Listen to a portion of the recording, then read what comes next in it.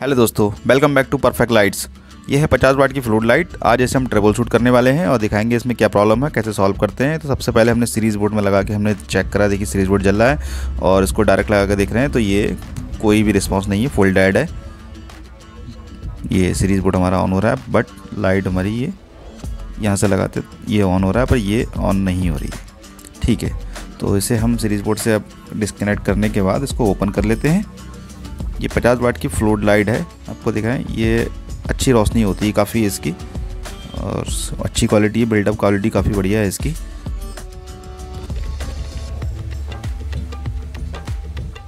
तो ये फटाफट से पहले सारे स्क्रूज के ओपन कर लेते हैं।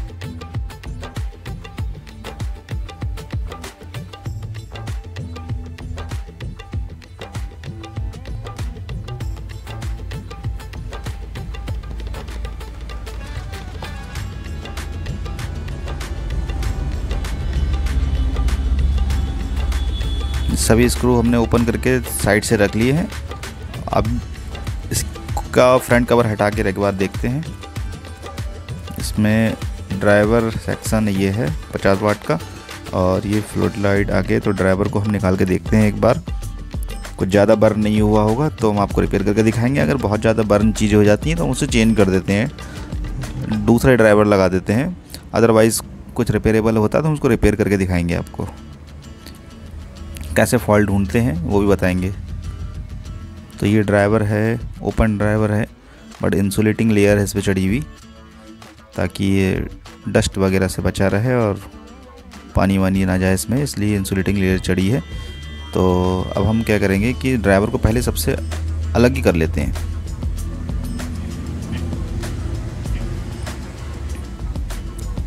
एक बार इसको यहाँ से डिस्कनेक्ट कर लेते हैं। प्लस पॉजिटिव और नेगेटिव का थोड़ा ध्यान रखें आप, अगर भूल सकते हैं तो लिख लें, उस पर पीसीबी मार्क कर लें। बट मुझे याद रहता है तो मैं नहीं लिख रहा हूँ उसमें। वाइट वाली वायर मेरी पॉजिटिव है और हल्की सी ब्राउन में जो है वो नेगेटिव है। तो ड्राइवर को हमने यहाँ से हटा लिया है। अब नीचे से खोल के पूरा ही डिस्कनेक्ट करके इसको आराम से रिपेयर करके दिखाएंगे साइड से। फुल ड्राइवर मैं इसलिए कर रहा हूँ रिपेयर क्योंकि पीसीबी की जो सामने एलईडी है उसको विजुअली देख के पता लग जाता है कि वो बर्न हुई है या नहीं हुई है। एलईडी अगर ब्लैक सी हो जाती है, थोड़ी बहुत स्पॉट दिखते हैं तो हमें एलईडी पे डाउट होता है, चेक करते हैं। पर एलईडी की पीसीबी जो है वो बिल्कुल भी डाउटेबल नहीं है। तो अब हम इसलिए ड्राइवर पर ही फोकस कर रहे हैं।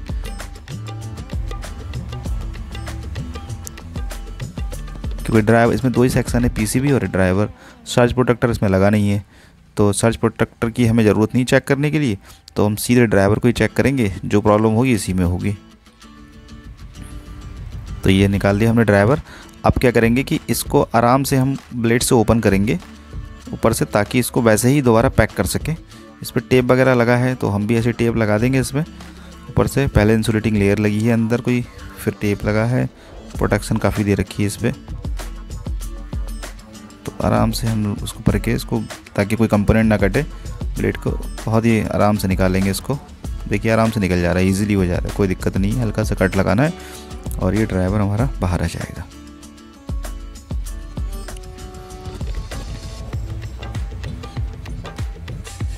ये इसके नीचे लेयर है काफ़ी पीसीबी के लिए, ताकि वो ना हो सके कुछ इसमें हीटिंग वूटिंग के लिए बचाने के लिए। 50 वाट का है। ये पॉजिटिव वायर है इसकी वाइट वाली, ये नेगेटिव वायर है और इसमें हीट सिंक कंपाउंड। ड्राइवर को एक बार विजुअली हमने चेक किया अच्छे से देख के कि इसमें विजुअल में कोई प्रॉब्लम नहीं है। तो कोई भी मुझे जला हुआ कंपोनेंट तो नहीं दिख रहा है। तो एक बार हटा के देखते हैं, शायद वायर वगैरह में दिक्कत हो सकती है कुछ। तो एक बार इसकी आउटपुट चेक करते हैं डायरेक्ट लगा के। मल्टीमीटर को हमने सेट किया, डीसी वोल्टेज 200 पे हमने सेलेक्ट किया और अब इसकी आउटपुट वायर को हम पॉजिटिव से पॉजिटिव में, ये पॉजिटिव टर्मिनल वाइट वाला और हल्का सा ब्राउन दिख रहा है, शायद कैमरे में ब्राउन नहीं दिख पा रहा होगा तो बहुत हल्का सा ब्राउन है। तो मैं मार्क कर लेता हूँ फ़िलहाल इसमें। ये पॉजिटिव हो गया, ये माइनस नेगेटिव हो गया, ताकि बैक साइड से हमें कन्फ्यूजन ना हो। तो अभी हमने सप्लाई दे के इसको सीरीज़ में लगाया और इसको एक बार देखते हैं। सीरीज़ बोर्ड साइड से रख लेते हैं, इधर थोड़ा सामने कर लेते हैं।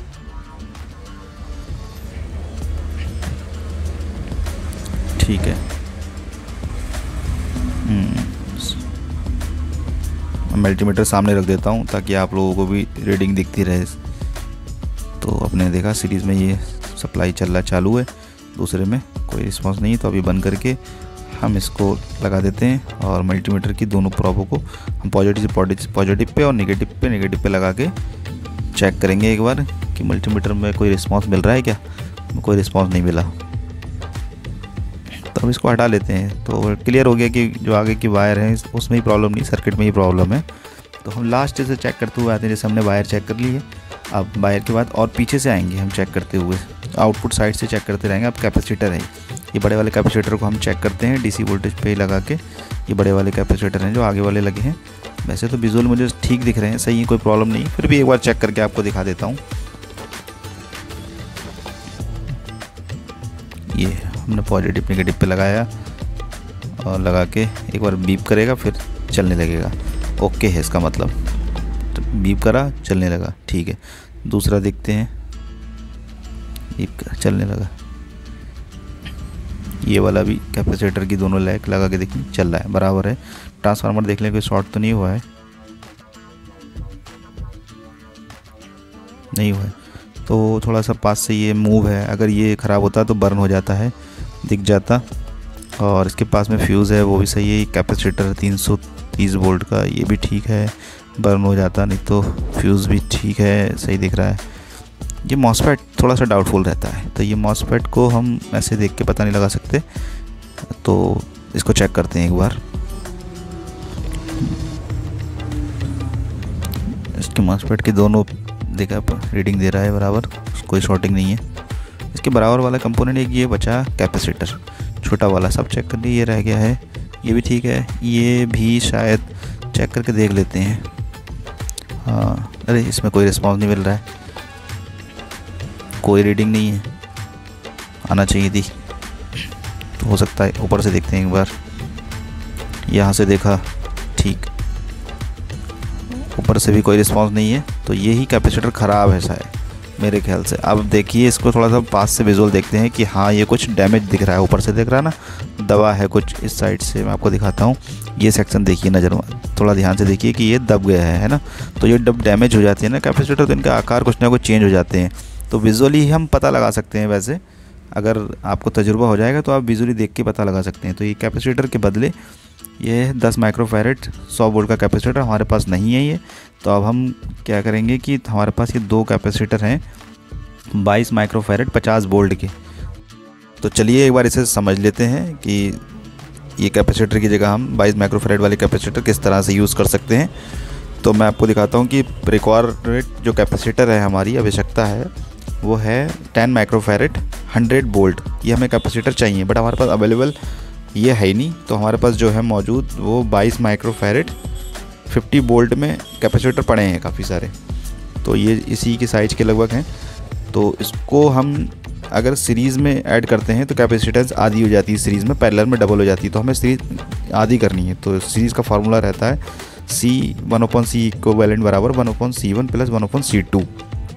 तो दो कैपेसिटर हम लगा रहे हैं तो C1 C2 यूज़ करा है, तो C1/C इक्विवेलेंट बराबर 1/22 प्लस 1/22। यहाँ से 22 हमने कॉमन लिया, 2 ले लिया ऊपर से, 1/2 हो गया, तो 1/11 हमारा आ गया। तो C बराबर हमारी आ गई 11 माइक्रोफैरेड। 11 माइक्रोफैरेड कैपेसिटेंस जो कि हमें चाहिए थी 10 माइक्रोफैरेड, बट 11 हम लगा सकते हैं। तो वोल्टेज आ गई हमारी B बराबर B1 प्लस B2, तो 50 प्लस 50 यानी कि 100 वोल्ट ये आ गई हमारी। तो 50 वोल्ट चाहिए थी हमें, 100 वोल्ट चाहिए थी, 100 वोल्ट हो गया हमारा 11 माइक्रोफैरेड। तो अब हमारे पास जो कम्बिनेशन बन गया वो 11 माइक्रोफैरेड 100 वोल्ट का, जबकि हमें रिक्वायरमेंट थी कितनी कि 10 माइक्रोफैरेड 100 वोल्ट की। तो 10 की जगह हम 11 माइक्रोफैरेड आराम से लगा सकते हैं, कोई इशू नहीं आता है। अब इसको हम लगा के दिखाते हैं। ये माइनस टर्मिनल इसका और इसकी प्लस के टर्मिनल, एक का माइनस दूसरे के प्लस से जोड़ेंगे तो ये सीरीज़ कम्बिनेशन बन जाता है। याद रहे, सीरीज़ कम्बिनेशन बनाने के लिए एक कैपेसिटर का माइनस दूसरे के प्लस टर्मिनल से जोड़ेंगे तभी सीरीज़ बनेगा। अगर माइनस माइनस जोड़ दिए साथ में, प्लस प्लस जोड़ दिए आपस में, तो वो पैरेलल कम्बिनेशन कहलाता है। तो ये स्मार्ट तरीका आप सीख लें कि कैसे हम कोई भी कैपेसिटर को कैसे यूज़ कर सकते हैं। तो कैलकुलेशन करके हम कैपेसिटर अपना बना लेंगे। तो एक कैपेसिटर की जगह हमने 2 कैपेसिटर लगाना पड़े, पर इसकी वैल्यू उतनी ही हो गई, लगभग पास आ गई।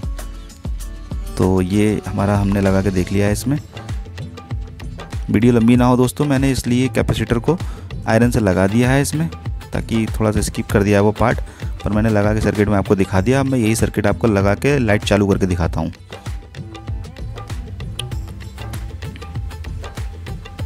ध्यान रहे सोल्डरिंग अच्छी करें, पॉजिटिव को पॉजिटिव में, नेगेटिव को नेगेटिव में लगाएं।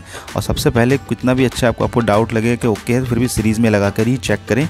सीरीज़ लगाने के बाद ही फिर आप डायरेक्ट लगा सकते हैं, अदरवाइज़ हो सकता है कोई शॉर्टिंग होगी सर्किट में हमारे, तो हम वो रिस्क से बच जाते हैं। सीरीज़ बोर्ड आपको बनाना नहीं आता है तो आप कमेंट में मुझे बता सकते हैं, मैं उसके लिए एक सेपरेट वीडियो बना दूँगा। तो ये हमने लगा दिया, पूरा इंसुलेटर कवर कर दिया। बाद में इसको पूरा फुल पैक करने वाले हैं हम फिलहाल। तो ये सीरीज़ में हमने लगा लिया, कोई हाँ दोनों वायर लगी हैं, चेक किया। इसको ऑन करके देखते हैं एक बार। ये देखिए लाइट एकदम हमारी चालू हो गई है, ठीक हो गई, कोई इशू नहीं है। सीरीज़ में बढ़ जा रहे हैं, वोल्टेज ज़्यादा है तो इसकी रोशनी थोड़ी कम रह रही है। अब हम इसको आपको डायरेक्ट लगा के दिखाते हैं। ये प्लग को डायरेक्ट लगाते हैं तो इसकी रोशनी कितनी ज़बरदस्त आती है, दिखाता हूँ आपको। ये देखिए पूरा एकदम दिन निकाल देती है लाइट। दोस्तों ये वीडियो अच्छी लगी तो लाइक करना ना भूलें, और इस तरह की रिपेयरिंग आप सीखना चाहते हैं तो चैनल को सब्सक्राइब करें, हमसे जुड़े रहें। तो मैं आपको साइड से एक बार और दिखाता हूँ इसका। ये देखिए बढ़िया रोशनी आ रही है इसकी, ठीक है। अब इसको जैसे ही हमने ओपन किया था वैसे ही इसको दोबारा पैक करने वाले हैं। तो आप इसको वैसे ही पैक कर लेंगे, कोई इशू नहीं है इसमें। तो अपने हटा के ये देखिए, मैं बता देता हूँ एक बार फिर भी कि ये लिया हमने ड्राइवर, और ड्राइवर के साथ हमने इसको कवर करेंगे अच्छे से। यहाँ से कवर करने के बाद वैसे ही जैसी कवर था, और ये पूरा प्रॉपर कवर करना है खींच के सही से। और जो भी आपके पास बढ़िया क्वालिटी का टेप हो उसको राउंड कर देंगे ऐसे करके, ये पूरा कवर हो जाएगा। वैसे इसको सर्किट में डाल के कल लगा देंगे। Thank you so much.